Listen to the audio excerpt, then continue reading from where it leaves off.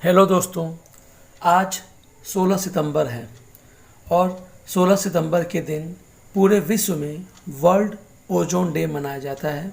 अर्थात इस दिन हम ओजोन के बारे में जानने की कोशिश करते हैं और ओजोन परत से हमारे जीवन पर क्या प्रभाव पड़ता है, और अगर ओजोन हमारे आसपास या हमारे वातावरण में न रहे तो हमें क्या प्रॉब्लम क्रिएट होंगे, इसके बारे में हम लोग जानते हैं और इसको बचाने के लिए हम प्रयास करते हैं और बाकी की संभावनाओं को तलाशने की कोशिश करते हैं। तो आज का दिन वर्ल्ड ओजोन डे के रूप में मनाया जाता है, जिसको पूरे संसार के लोग मनाते हैं। तो आज के इस वीडियो में हम यह जानने की कोशिश करेंगे कि आखिर ये वर्ल्ड ओजोन डे क्यों मनाया जाता है और इसको मनाने का क्या कारण होता है, और ओजोन से हमें क्या क्या फ़ायदे होते हैं, और अगर ओजोन परत हमारे पृथ्वी के वायुमंडल में न रहे तो इससे हमको क्या क्या नुकसान हो सकते हैं। आज के इस वीडियो में इन सभी के बारे में विस्तार से चर्चा करेंगे। तो चलिए जानते हैं कि वर्ल्ड ओजोन डे क्यों मनाया जाता है और ओजोन परत से हमें क्या फ़ायदा होता है, और ये ओजोन परत आखिर कहाँ होती है। तो चलिए स्टार्ट करते हैं आज का यह वीडियो और जानते हैं वर्ल्ड ओजोन डे और ओजोन परत के फ़ायदे के बारे में। तो चलिए सबसे पहले जानते हैं विश्व ओजोन दिवस मनाने का कारण। दोस्तों, विश्व ओजोन दिवस आखिर 16 सितंबर को ही क्यों मनाया जाता है, इसके पीछे एक बहुत ही बड़ा कारण होता है। तो चलिए जानते हैं कि 16 सितंबर को ही विश्व ओजोन दिवस क्यों मनाया जाता है। दोस्तों, 16 सितंबर सन 1987 को संयुक्त राष्ट्र और 45 अन्य देशों ने ओजोन परत को ख़त्म करने वाले पदार्थों पर मॉन्ट्रियल प्रोटोकॉल पर हस्ताक्षर किए थे, और इसके बाद इन सभी देशों ने यह वादा किया था कि हम ओजोन परत को ख़त्म करने वाली चीज़ों का उत्सर्जन या तो नहीं करेंगे या पूरी तरह से बंद कर देंगे, जिससे ओजोन परत में छिद्र न हो और ओजोन परत को कोई भी नुकसान न पहुँचे। और इसके बाद से इन सभी देशों ने अपने अपने प्रयासों के द्वारा ओजोन परत को कम करने के लिए या ओजोन परत के क्षरण को कम करने के लिए बहुत सारे उपायों को किए। तो इस तरह से 16 सितंबर के दिन ही यह लोगों के द्वारा एक तरह से कह सकते हैं कि वायदा किया गया था कि हम ओजोन को बचाने के लिए प्रयास करेंगे। इसीलिए उसी दिन को यानी 16 सितंबर को ही पूरे विश्व में विश्व ओजोन दिवस मनाया जाता है। दोस्तों, पहली बार वर्ल्ड ओजोन डे को 16 सितंबर सन 1995 के दिन मनाया गया था, और तब से लेकर के आज तक प्रतिवर्ष वर्ल्ड ओजोन डे को 16 सितंबर को मनाया जाता है। तो चलिए अब जानते हैं कि ये ओजोन परत कहाँ होती है और हमारे वातावरण में कितने लेयर पाई जाती हैं। दोस्तों, हमारी पृथ्वी के सबसे ऊपर 0 से लेकर के लगभग 12 किलोमीटर तक जो सबसे पहली लेयर होती है उसको ट्रोपोस्फियर कहा जाता है। उसके बाद 12 से 50 किलोमीटर के बीच की लेयर को स्ट्रेटोस्फियर कहा जाता है। फिर उसके बाद लगभग 50 किलोमीटर से 80 किलोमीटर के बीच की लेयर को मेजोस्फियर कहा जाता है। इसी प्रकार 80 किलोमीटर से 700 किलोमीटर के बीच की लेयर को थर्मोस्फियर कहा जाता है, और 700 किलोमीटर से ऊपर की लेयर को एक्सोस्फीयर कहा जाता है। तो इस प्रकार देखा जाए तो हमारे वातावरण में कई लेयर होती हैं जिनको पृथ्वी के तल से नापा जाता है, और इस तरह से अलग अलग लेयरों में हमारा ये वायुमंडल विभाजित होता है।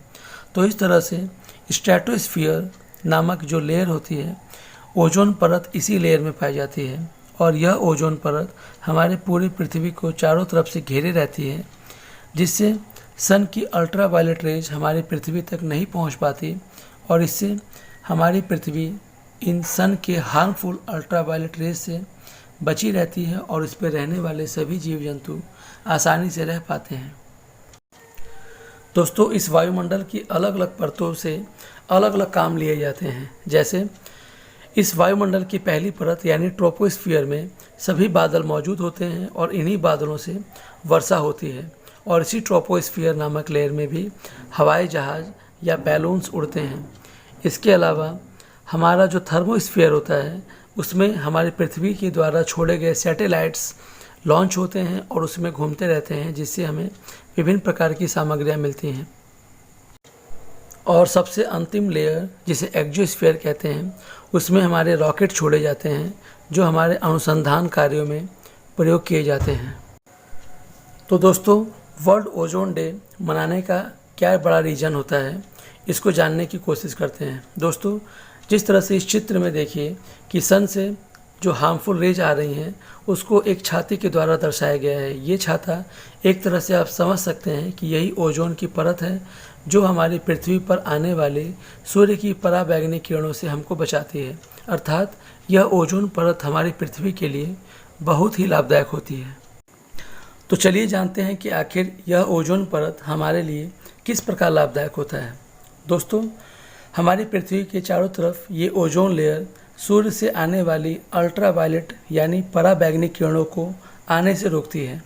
दोस्तों, अगर ये पराबैंगनी किरणें सीधे हमारी पृथ्वी तक पहुंच जाएं और किसी जीव जंतुओं पर अगर पड़ जाएं तो उनके शरीर पर बहुत ही घातक परिणाम ये सिद्ध करेंगी। जैसे यदि किसी मनुष्य के ऊपर ये अल्ट्रावायलेट रेज पड़ जाएं तो उनके स्किन में स्किन कैंसर हो सकता है।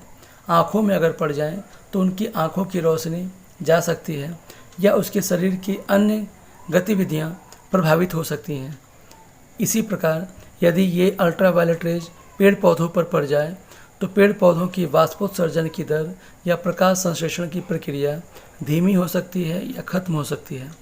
और इसी प्रकार अन्य जीव जंतुओं पर भी ये अल्ट्रावायलेट रेज बहुत ही घातक सिद्ध हो सकती हैं। तो इस तरह से देखा जाए तो ये अल्ट्रावायलेट किरणें सभी जीव जंतुओं के लिए बहुत ही घातक होती हैं और इन घातक किरणों को ये ओजोन परत ऊपर ही रोक करके हमारी पृथ्वी को इस सूर्य से आने वाली हार्मफुल अल्ट्रावायलेट रेज से बचाने का काम करता है। तो इस तरह से देखा जाए तो ये ओजोन परत हमारे लिए बहुत ही लाभदायक होती हैं, जिससे इस पृथ्वी पर जीवन आसानी से चलता रहता है।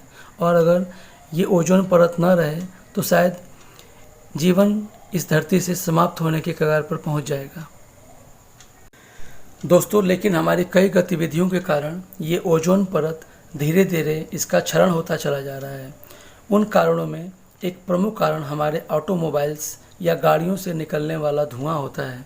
दोस्तों, जब गाड़ियां चलती हैं तो उनके द्वारा एक हार्मफुल गैस निकलती है और उन हार्मफुल गैसों के द्वारा जब ये हार्मफुल गैस ऊपर जाती है और ओजोन परत से टकराती है तो ओजोन परत का क्षरण इन गैसों के द्वारा होता है। तो इस प्रकार से ऑटोमोबाइल से निकलने वाले हार्मफुल गैस हमारे ओजोन परत को काफ़ी हद तक नुकसान पहुंचा रहे हैं और ये हार्मफुल गैस अगर न निकलें तो शायद हमारा ओजोन परत आसानी से बचा रह सकता है। इसी प्रकार फ्रिज से भी कुछ हार्मफुल गैसें निकलती हैं जो हमारे ओजोन परत को नुकसान पहुंचा रही हैं। और इसी प्रकार एसी से भी कुछ हार्मफुल गैसें निकलती हैं। एसी चलाना तो बहुत हमको अच्छा लगता है, लेकिन जब एसी से ये हार्मफुल गैसें निकल के जाती हैं तो हमारे ओजोन परत को काफ़ी नुकसान पहुंचाती हैं। दोस्तों, ओजोन परत को जो सबसे अधिक नुकसान पहुंचाने वाली गैस होती है उसका नाम है CFC यानी क्लोरोफ्लोरोकार्बन।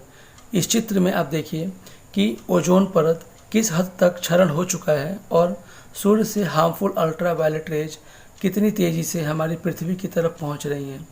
और ये ओजोन छिद्र ही इन हार्मफुल गैसों के द्वारा ही प्रोड्यूस होता है। अर्थात अगर ये हार्मफुल गैसें हमारे फ्रिज, एसी या ऑटोमोबाइल्स या बाकी के धुओं के द्वारा ना निकले तो शायद ये ओजोन परत का क्षरण बंद हो जाए और ओजोन परत बच जाए और सन से आने वाली अल्ट्रावायलेट रेज ऊपर ही रुक जाएं। लेकिन हमारी तमाम गतिविधियों के कारण ओजोन परत का प्रतिदिन क्षरण होता चला जा रहा है और जिसके कारण सन से हार्मफुल अल्ट्रावायलेट रेज हमारी पृथ्वी पर पहुंचनी शुरू हो गई हैं। दोस्तों, जिस जगह ओजोन परत की मोटाई कम होती चली जा रही है उस जगह को ओजोन होल या ओजोन छिद्र कहा जाता है और यह माना जाता है कि ओजोन छिद्र जितना बड़ा होगा उतना ही हार्मफुल अल्ट्रावायलेट रेज हमारी पृथ्वी पर प्रवेश करेंगी और पृथ्वी पर नुकसान पहुंचाएंगी।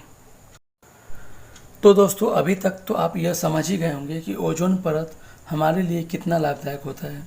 तो इसीलिए प्रत्येक 16 सितंबर के दिन वर्ल्ड ओजोन डे मनाया जाता है, जिससे लोगों में जागरूकता आए और वो ओजोन के लाभदायक कामों को समझ सकें और उसे बचाने के लिए प्रयास कर सकें।